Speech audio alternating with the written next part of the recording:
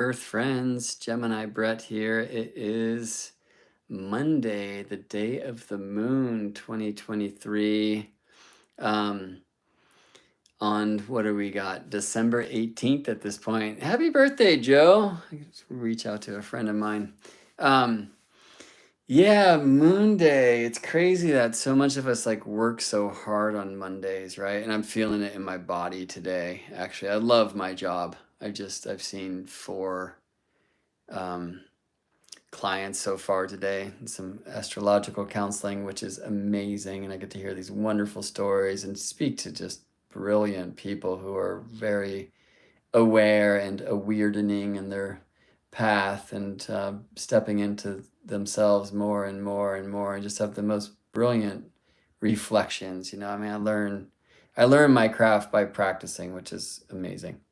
Um, but I wonder if, knowing that Monday is Moon Day, it would be wise for me to chill out on Mondays instead of having it be one of my biggest work days, which is true for so many. It's almost like our culture, it feels like, is designed to take us away from that ease of the moon.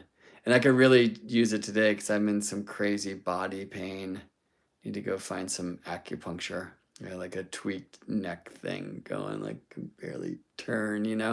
Um, anyway, so yesterday I was feeling this as well, and we were meant to get down to San Jose in time to see partner's nephew's basketball game, and I had to do this work thing and just couldn't get it done in time.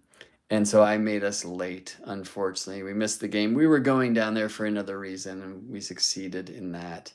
But anyway, I made things bad, and then, I apologized, but I think I was saying the words, and then I was also upset that I felt not forgiven, but I don't think I deserved to be, especially in that moment. And then things just got worse. And I was in this amazing physical pain, which did not make it better.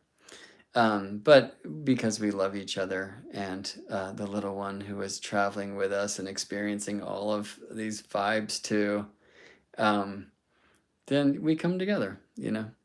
Um, we actually went and stopped for lunch, and conveniently near a place that had like 10-minute chair massages, which I did, and that helped a ton, right? Anyway, then we went and saw her brother down there, and when we're coming out of his place to cruise to this weird Christmas maze thing, which is why we went down in the first place, when we were leaving on his brother's house, we look up and the clouds parted after like a rainy day and just showed moon right with Saturn.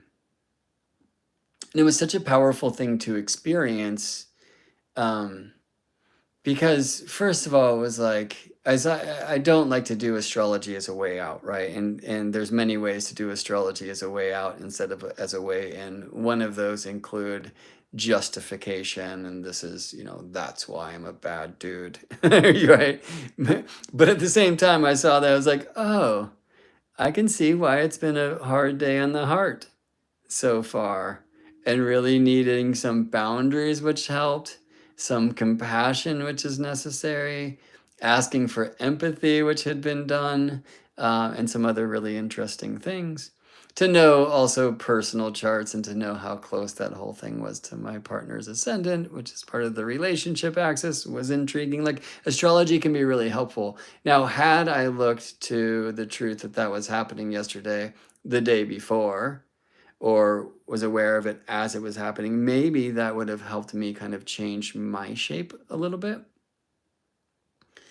which could have been a really cool thing to do and be aware of. And that's why looking at charts can be very proactive, right? If we're coming to the astrology rather than it just coming to us. But sometimes I like to not look and then see a thing in the sky, and it's like, oh, right, that's why. It feels like it pets the skeptic in me, which is for me very important. And speaking of, so that brings me to the tale that I came here to share. Didn't plan on any of this coming through, but there you go. Um, You know, what happens when the magical code you were taught is suddenly challenged, or you realize maybe there's an issue with it, right? So we who study the tropical zodiac, for example, have to deal with the issue that signs are not constellations at all.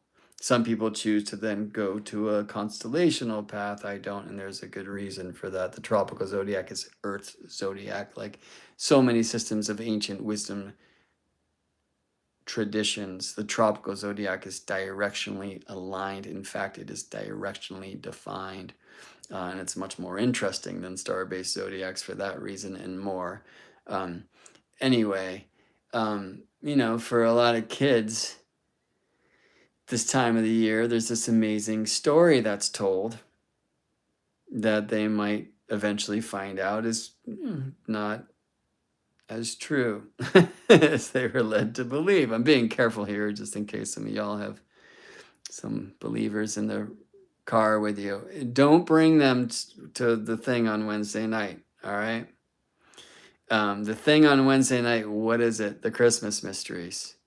And the whole idea of this, and it was inspired in this way, please don't let the awakening one believe that just because a tale they had been told of magic was untrue, that this means magic itself is untrue.